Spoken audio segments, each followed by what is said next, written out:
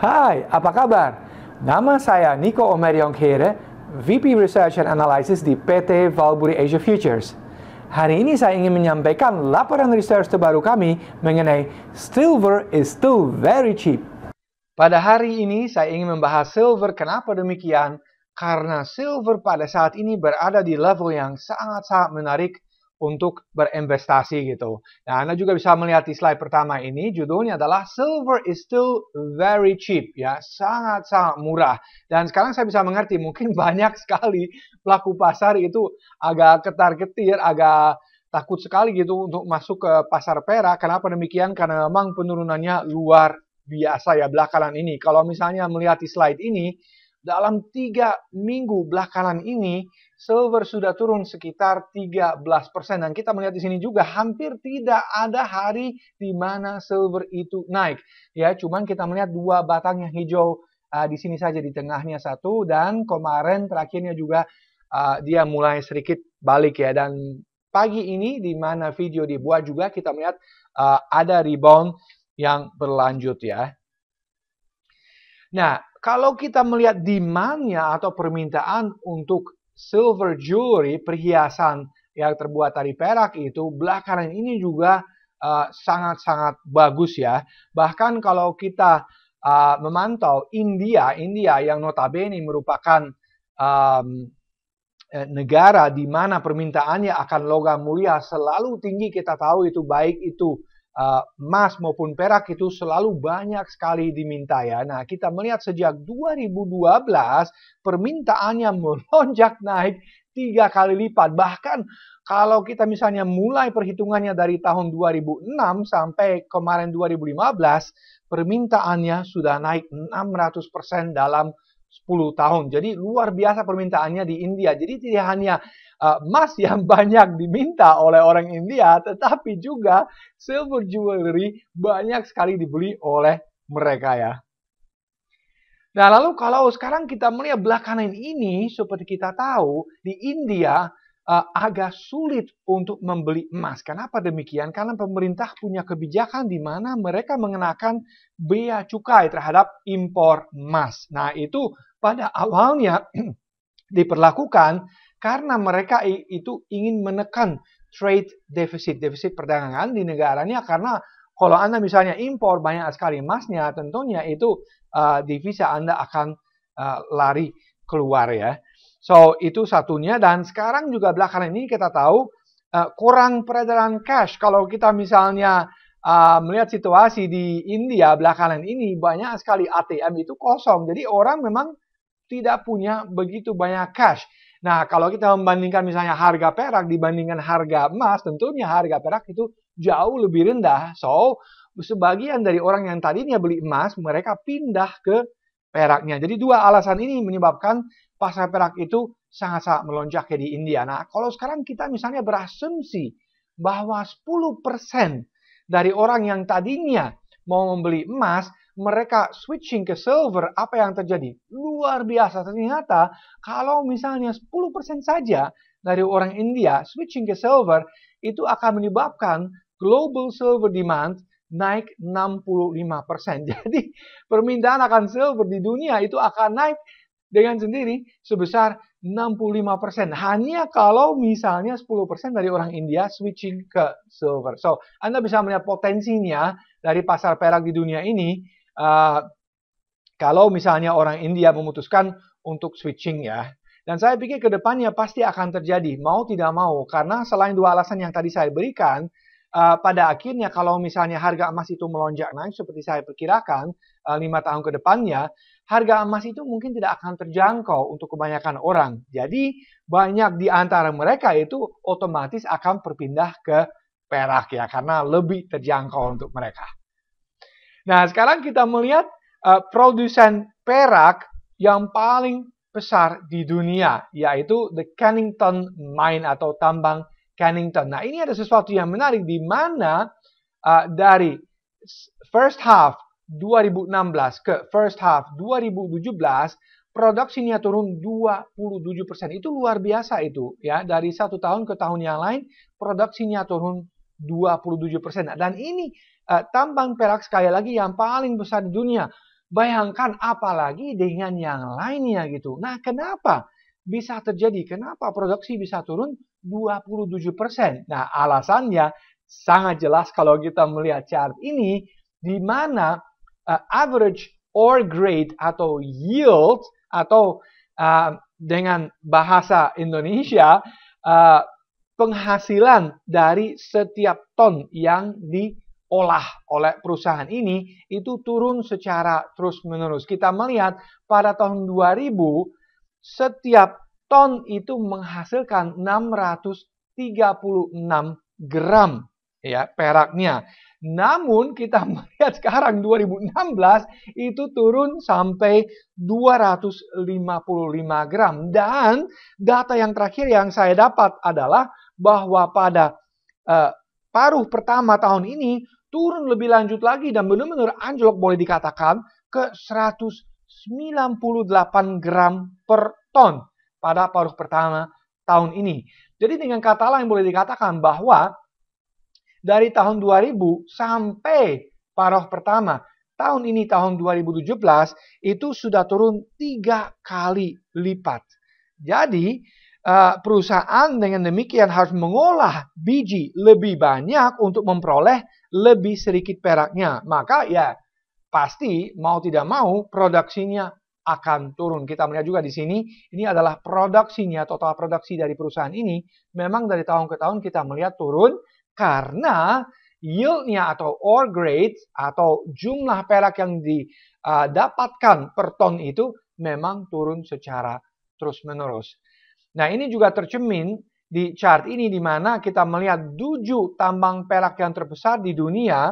Nah, mereka juga punya penyakit tanda kutip yang sama di mana ya per ton itu mereka memang penghasilannya turun ya dari 13 ounce per ton turun ke 7,4 ounce per ton ya. So, it's everywhere, di mana-mana di dunia kalau kita melihat tambang perak itu memang menghasilkan lebih sedikit perak per ton yang diolah oleh mereka. Dan dari chart ini juga ada sesuatu yang menarik di mana kalau kita melihat dari tahun 2005 hingga tahun 2016 atau sekitar 12 tahun terakhir ini yield-nya turun sebesar 43%, luar biasa itu. Jadi saya pikir juga ke depannya jangan harap bahwa nanti tahun 2017, 2018 sampai dengan misalnya beberapa tahun ke depannya itu yield-nya kemungkinan besar itu akan turun terus. Berarti produksinya juga pada gilirannya juga akan turun terus ya.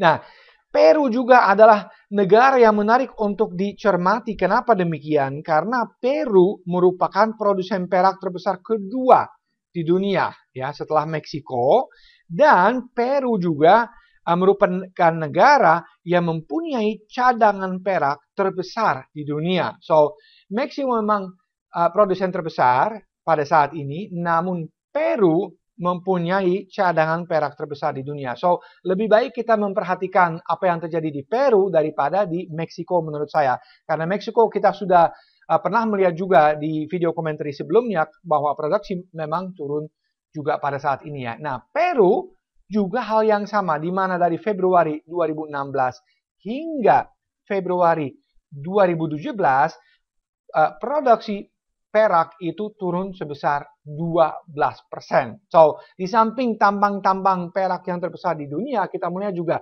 negara yang punya cadangan terbesar perak di dunia, ini juga produksinya sudah mulai turun ya. Nah, ada hal yang lain juga yang menarik untuk dicermati menurut saya, yaitu defisitnya yang dialami di pasar peraknya. Kita melihat dari 2000 hingga 2016, selama 17 tahun berturut-turut, pasar perak di dunia mengalami defisit. Artinya supply atau persediaan tidak cukup untuk menutupi semua permintaannya yang ada di dunia ini. Nah, itu sebetulnya belum menjadi masalah yang sangat-sangat besar. Kenapa?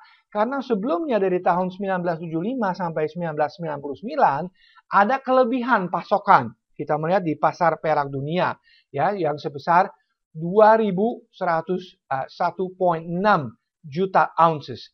Nah, sekarang kita melihat 17 tahun terakhir ini ada defisitnya sebesar 1.801,1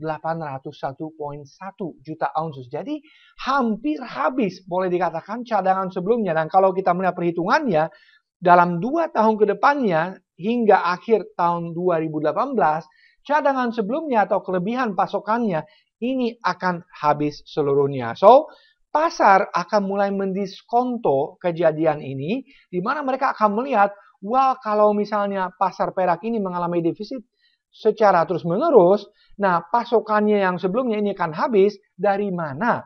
Nah, kalau tidak ada memang di dunia ini kelebihan pasokan, artinya harganya harus naik untuk mengkompensasi defisit ini yang berlangsung terus ya. Nah, ini juga selalu harus dilihat, gold-silver ratio. Nah, gold-silver ratio ini selalu menarik. Kenapa? Ini memperlihatkan bagaimana pergerakan harga perak dibandingkan misalnya pergerakan harga emas ya. Dan gold-silver ratio ini menunjukkan apa? Menunjukkan berapa banyak perak dapat dibeli dengan 1 ounce emas. Nah, rasio ini sekarang di sekitar 75. Artinya 1 ounce emas bisa memperoleh 75 ounces perak. Nah, kalau rasio ini naik, berarti harga perak melemah lebih banyak ketimbang harga emas. Atau harga emas bisa juga naik lebih banyak ketimbang harga perak. Namun kalau sebaliknya, rasio ini turun seperti misalnya di sini di tahun 2016, itu artinya harga perak naik lebih banyak ketimbang harga emas. Nah, sebelumnya juga saya mungkin pernah mengatakan bahwa perak merupakan gold on steroids. Artinya apa? Bahwa biasanya perak itu akan naik lebih banyak ketimbang harga emas maupun juga turun lebih banyak ketimbang harga emas ya. So, sekarang kita melihat harga perak memang melemah belakangan ini. Tadi juga di slide pertama kita melihat bahwa dalam 3 minggu terakhir ini turun sekitar 13%. Tapi menuju ke resistance di sini, di rasio ini, yang berada di sekitar 75. Dan lebih menarik lagi kalau kita melihat lebih dekat lagi, kita melihat bahwa ini adalah pola ya sepertinya head and shoulders, di mana di sini bahu kiri, ini adalah kepala, dan ini bahu kanan. Artinya pada akhirnya nanti kalau misalnya neckline ini dari pola ini pecah, harusnya perak itu muat jauh lebih banyak ketimbang emas ya. So ini sesuatu yang perlu diperhatikan juga dengan seksama bahwa perak memang melemah banyak, namun kelihatannya ke depannya nanti akan menguat justru lebih banyak ketimbang harga emas ya.